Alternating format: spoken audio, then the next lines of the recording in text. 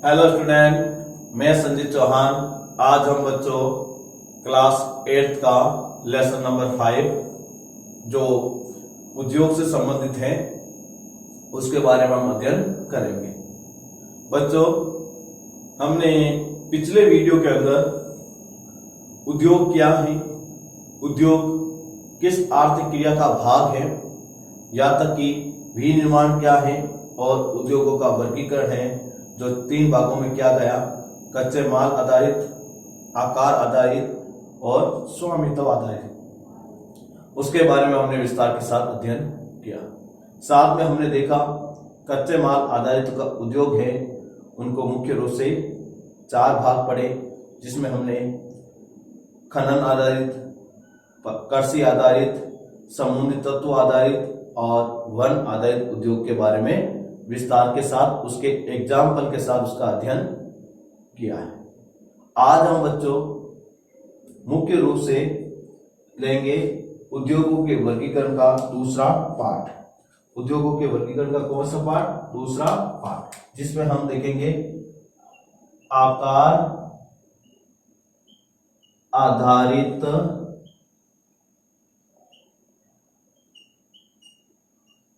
उद्योग का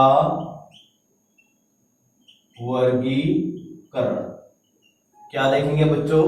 आकार आधारित उद्योगों का वर्गीकरण। यदि हम आकार आधारित उद्योगों का वर्गीकरण कैसे किया जाता है, किस आधार पर किया जाता है, यदि सवाल आ जाए, सवाल क्या आ जाए बच्चों कि आकार आधारित उद्योगों का वर्गीकरण का आधार क्या है, तो पहले हम आकार आधारित उद्योगों का वर्गीकरण का आधार क्या है उसके बारे में हम पढ़ते हैं। उसके बाद हम लेंगे आकार आधारित उद्योगों का वर्गीकरण। तो आकार आधारित उद्योगों का वर्गीकरण का पहला मापदंड है, सीधा याद रखना, पूंजी की मात्रा। क्या है बच्चों? पूंजी की मात्रा। यदि आपको मालूम है पूंजी की मात्रा वो उद्योगों के आकार को क्या करती है? प्रभावित करती है। मान लो उदाहरण या समझा रहा हूं, एक उदाहरण बता रहा हूं कि एक उद्योग है जिसके अंदर 5 लाख रुपए खर्च किए गए। कितने लाख रुपए हुए? 5 लाख। और दूसरा उद्योग है जिसके अंदर 1 करोड़ रुपए खर्च किए गए, और एक उद्योग है जिसके अंदर 20,000 रुपए खर्च किए, मान लो। तो अब आप बताइए, तो बड़ा उद्योग कौन सा होगा आकार में? तो कौन सा होगा? 1 करोड़ रुपए। तो 1 करोड़, 5 लाख, 20,000, ये सब क्या है बच्चों? आप पूंजी की मात्रा के आधार पर उद्योग। किसके आधार पर है? पूंजी की मात्रा के आधार पर।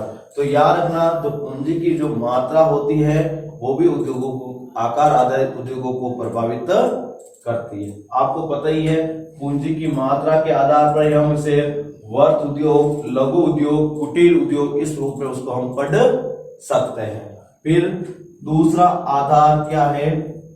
श्रमिकों की संख्या। श्रमिकों की संख्या। यदि अपन को श्रमिकों की संख्या के बारे में पूछे तो आपको एक उदाहरण बता रहा हूं। एक उदाहरण के रूप में आप यह देखिए, एक उद्योग है जिसमें 20 व्यक्ति कार्य कर रहे हैं। एक उद्योग में कितने व्यक्ति कार्य कर रहे हैं? 20 व्यक्ति। और एक उद्योग में 500 व्यक्ति कार्य कर रहे हैं। कितने व्यक्ति? 500। एक उद्योग है जिसमें 10,000 व्यक्ति कार्य कर रहे हैं। तो अब आप बताइए, व्यक्तियों की जो संख्या है उसके आधार पर आप बता सकते हो कि ये उद्योग बड़ा होगा, ये उद्योग इससे छोटा होगा और ये सबसे छोटा होगा। तो हम किसके आधार पर देखें बच्चों? यहाँ पर श्रमिकों की संख्या देखी। क्या देखी? श्रमिकों की संख्या। और वही श्रमिकों की संख्या है जो उद्योग को क्या करती है? प्रभावित करती है। तीसरा, उत्पादन की मात्रा। उत्पादन की मात्रा याद रखना। तीसरा कौन सा है? उत्पादन की मात्रा। और यदि हम इसको भी उदाहरण के माध्यम से समझाएं कि एक जो माल उद्योग है जो 50 टन माल का उत्पादन करता है, कितना? 50 टन माल का उत्पादन करता है। दूसरा उद्योग है वो 1000 टन का उत्पादन करता है, और एक उद्योग है वो 5000 टन का उत्पादन करता है। तो आपने देखा उत्पादन तो सभी उद्योग कर रहे हैं, लेकिन उसके उत्पादन की मात्रा सभी उद्योग की क्या नहीं है, समान नहीं। जो ज्यादा उत्पादन करता है उसे बड़ा उद्योग कहता है, और जो उससे कम होता है उसको उससे छोटा उद्योग मानते हैं, और सबसे कम है वो सबसे छोटा उद्योग मानते हैं। तो उद्योगों का जो आकार है, क्या उद्योगों का जो आकार है बच्चों, उसके आधार पर यदि हम उद्योगों का वर्गीकरण करें तो उसका आधार 3 है। पहली पूंजी की मात्रा, दूसरी श्रमिकों की संख्या, तीसरी उत्पादन की मात्रा। ये 3 आधार के ऊपर ही हम उद्योगों को आकार आधारित उद्योगों में वर्गीकरण करते हैं। किस आधार पर करते हैं? पूंजी, श्रमिक और उत्पादन की मात्रा के आधार पर। तो अब आपको पता हो गया कि आकार आधारित उद्योगों का वर्गीकरण किस आधार पर या कैसे होता है। अब हम लेते हैं वर्गीकरण। वर्गीकरण के अंदर जब हम पढ़ेंगे तो इसको मुख्य रूप से आकार आधारित उद्योग को 3 भागों में पढ़ेंगे। कितने भागों में पढ़ेंगे? 3। पहला वर्त उद्योग, दूसरा लघु उद्योग, तीसरा कुटीर उद्योग। कितने उद्योग हो बच्चों? 3। पहला वर्त उद्योग, दूसरा लघु उद्योग, तीसरा कुटीर उद्योग। अब हम इन तीनों उद्योगों के बारे में पढ़ेंगे कि कौन कौन से उद्योग क्या हैं, किस प्रकार के होते हैं। तो पहला हम लेते हैं वर्त उद्योग। वर्त उद्योग। अब यदि हम इसकी परिभाषा की बात करें कि ये होता क्या है, तो आप सीधी भाषा में देख सकते हो, ऐसे उद्योग जिसमें श्रमिकों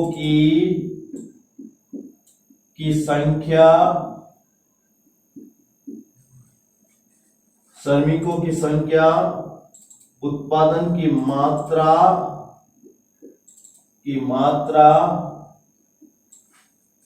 तथा पूंजी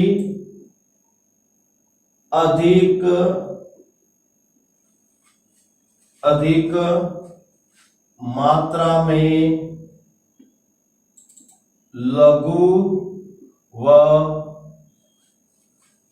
लघु व कुटीर उद्योगों की तुलना में अधिक होती है। याद रखना बच्चों, ऐसे उद्योग जिसमें श्रमिकों की संख्या, उत्पादन की मात्रा तथा पूंजी अधिक मात्रा में लघु और कुटीर उद्योग की तुलना में अधिक होती है या अधिक लगती है, उसी को हम क्या कहते हैं बच्चों? वर्त उद्योग। क्या कहते हैं? वर्त उद्योग। याद रखना बच्चों, इस उद्योग में उच्च तकनीकी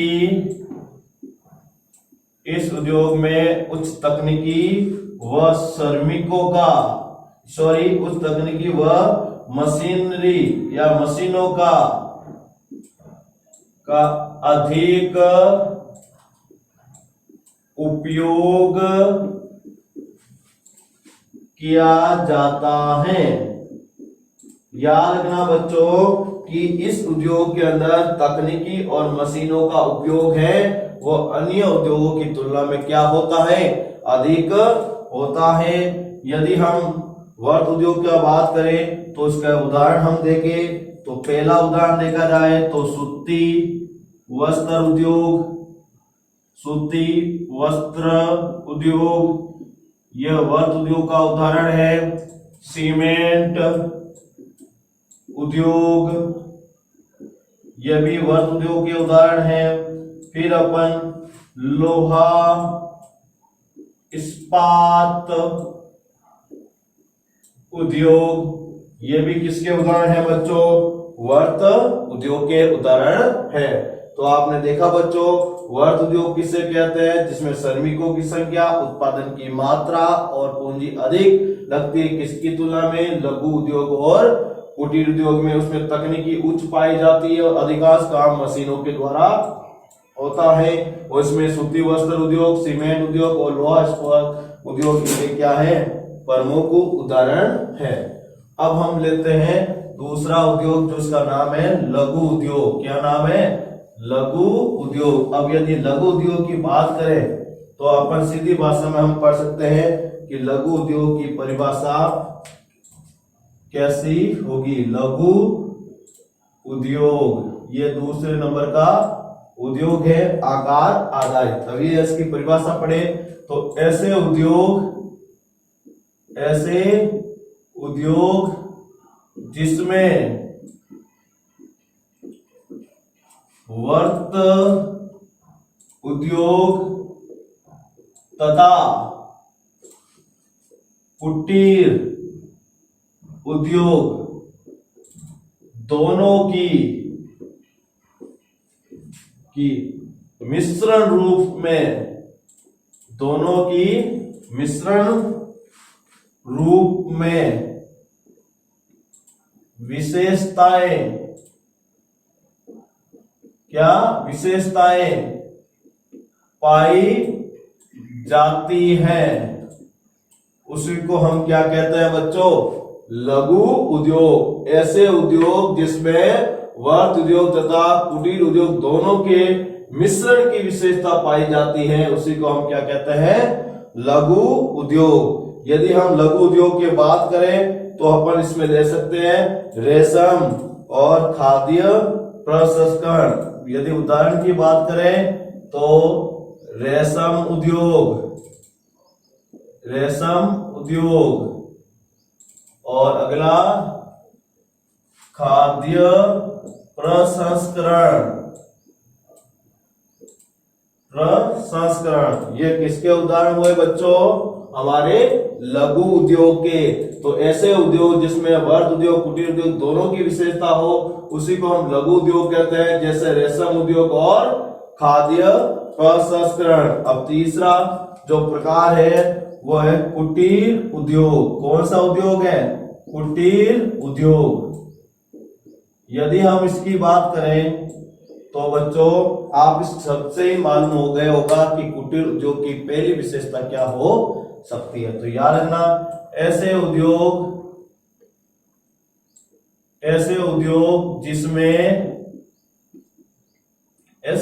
जिसे व्यक्ति अपने घर के अंदर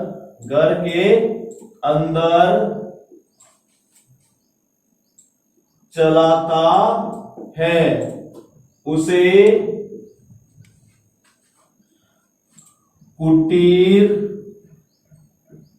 उद्योग कहा जाता है। याद रखना बच्चों, ऐसे उद्योग जिसे व्यक्ति अपने घर के अंदर चलाता है, उस उद्योग को क्या कहा जाता है? कुटीर उद्योग। यदि हम इसकी अगली विशेषता की बात करें तो ऐसे उद्योग में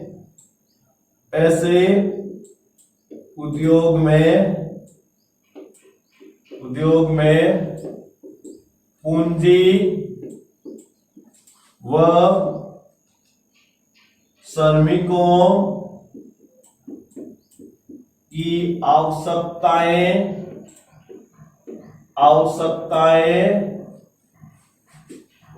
कम होती है। यदि आपसे पूछे कि कुटीर उद्योग में क्या विशेषता है, जिसमें उद्योग में पूंजी और श्रमिक दोनों की आवश्यकताएं क्या होती है? कम देखने को मिलती है। फिर अपन को यदि अगली विशेषता पूछी जाए तो याद रखना, ऐसे उद्योग में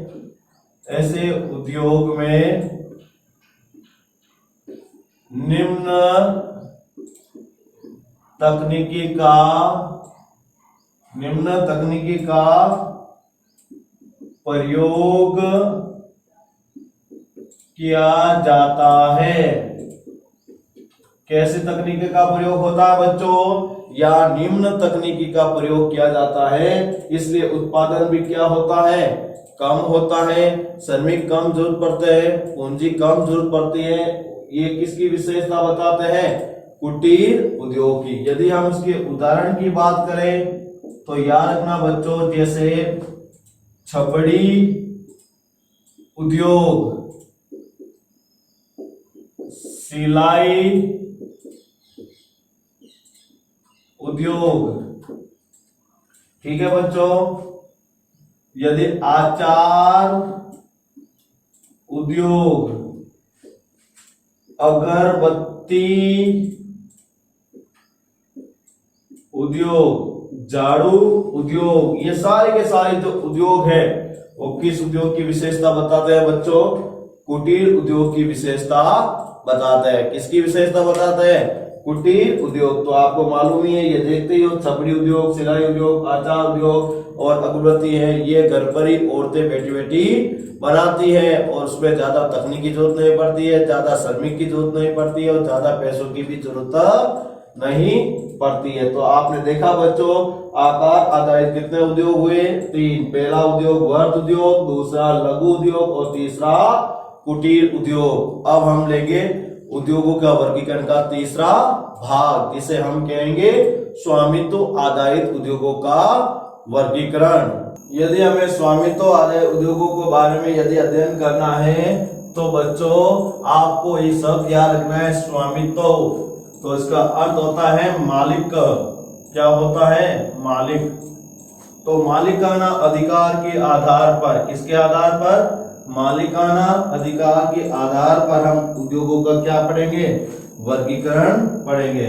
यदि मालिकाना अधिकार के आधार पर यदि हम उद्योगों का वर्गीकरण देखेंगे तो मुख्य रूप से 3 भाग हम देखने को मिलेगा। तो याद रखना, तीसरा जो प्रकार है वो कौन सा है? स्वामित्व आधारित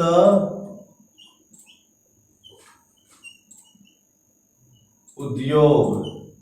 यदि हम इसकी बात करें तो मुख्य रूप से ये बच्चों कितने प्रकार के हैं? 3 प्रकार के हैं। पहला प्रकार सार्वजनिक उद्योग, दूसरा प्रकार निजी उद्योग, तीसरा सहकारी या फिर अपन देख सकते हैं संयुक्त उद्योग। ठीक है, मुख्य रूप से अपन संयुक्त उद्योग की पढ़ेंगे इसको। ठीक है बच्चों, तो ये कितने उद्योग हो गए? 3 उद्योग। सबसे पहले हम लेते हैं कौन सा? सार्वजनिक उद्योग। ये क्या होता है उसके बारे में।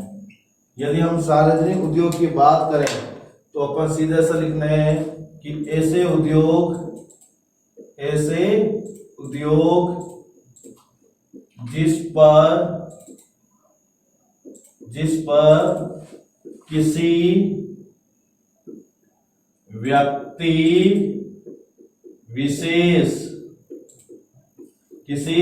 व्यक्ति विशेष का अधिकार ना होकर,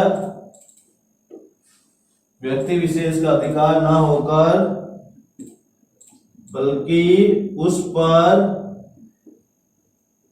सरकार का अधिकार होता है। सरकार का अधिकार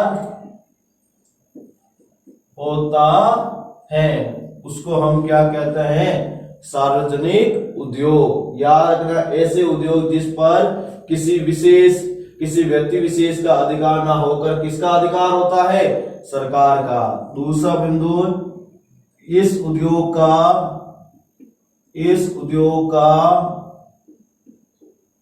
मुख्य उद्देश्य सामाजिक कल्याण व देश का आर्थिक विकास करना, आर्थिक विकास करना होता है। याद रखना बच्चों, जो सार्वजनिक उद्योग है उनका मुख्य उद्देश्य क्या होता है? सामाजिक कल्याण और देश का आर्थिक विकास करना होता है। और अगला बिंदु इसकी विशेषता लिखे, तो इस उद्योग के नियम, रूल व कानून सरकार द्वारा निर्धारित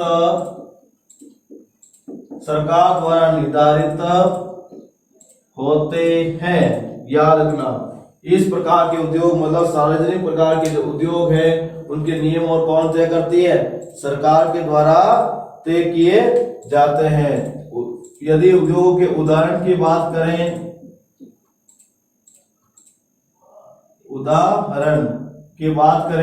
तो याद रखना सेल, SEL, तो सेल का मतलब है steel authority of India limited और हिंदुस्तान कॉपर लिमिटेड। ये दोनों कंपनियां हैं, वो किसका उदाहरण प्रस्तुत करती है? सार्वजनिक उद्योग का। फिर दूसरा जो उद्योग है उसका नाम है निजी उद्योग। कौन सा है? निजी उद्योग। यदि हम इसकी परिभाषा पढ़े तो कोई ज्यादा डिफिकल्ट नहीं है, थोड़ा सा ही ध्यान रखना है, इसके अंदर थोड़ा ही अंतर होता है। तो ऐसे उद्योग जिस पर किसी व्यक्ति विशेष का अधिकार न होकर, इसमें किसी व्यक्ति विशेष का अधिकार के जगह पर अपन थोड़ा सा चेंज करना होगा बच्चों। इसमें इस ऐसे उद्योग जिस पर किसी सरकार का अधिकार न होकर बल्कि उस पर किसी व्यक्ति विशेष का अधिकार होता है। याद रखना बच्चों, निजी उद्योग एक ऐसा उद्योग होता है जिस पर किसी सरकार का अधिकार ना होकर बल्कि किसका अधिकार होता है बच्चों? व्यक्ति विशेष का अधिकार होता है। एक व्यक्ति का क्या होता है? अधिकार होता है। यदि हम इसके दूसरे नियम की बात करें तो इस उद्योग का मुख्य उद्देश्य यदि पूछा जाए तो आर्थिक लाभ कमाना होता है। आर्थिक लाभ कमाना होता है। याद रखना बच्चों, निजी उद्योग का मुख्य उद्देश्य यही होता है कि अधिक से अधिक लाभ कैसे कमाया जाए। अगला बात करें तो इस उद्योग की विशेषता देखा जाए तो इस उद्योग के नियम व कानून सरकार तय करती है। इसके नियम और कानून सरकार तय नहीं करती बल्कि कौन करता है? निजी व्यक्ति। कौन करता है? इस उद्योग के नियम और कानून निजी व्यक्ति तय करता है या करती है।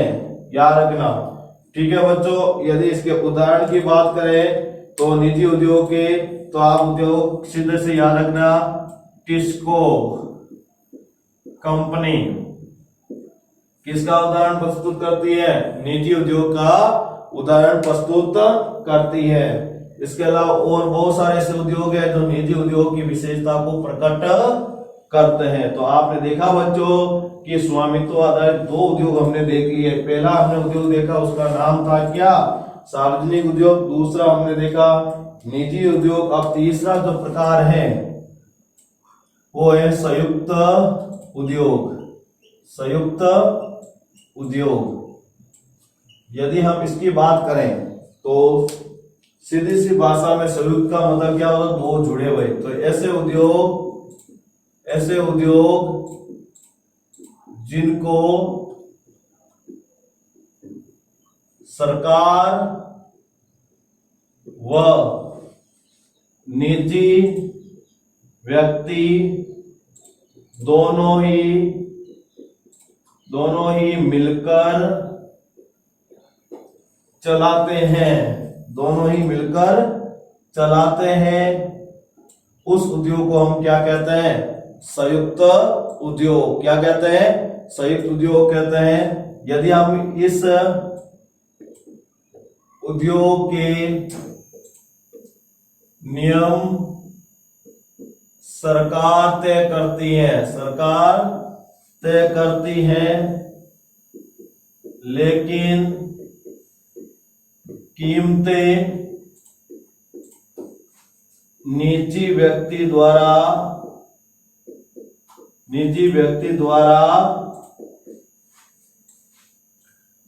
तय की जाती है।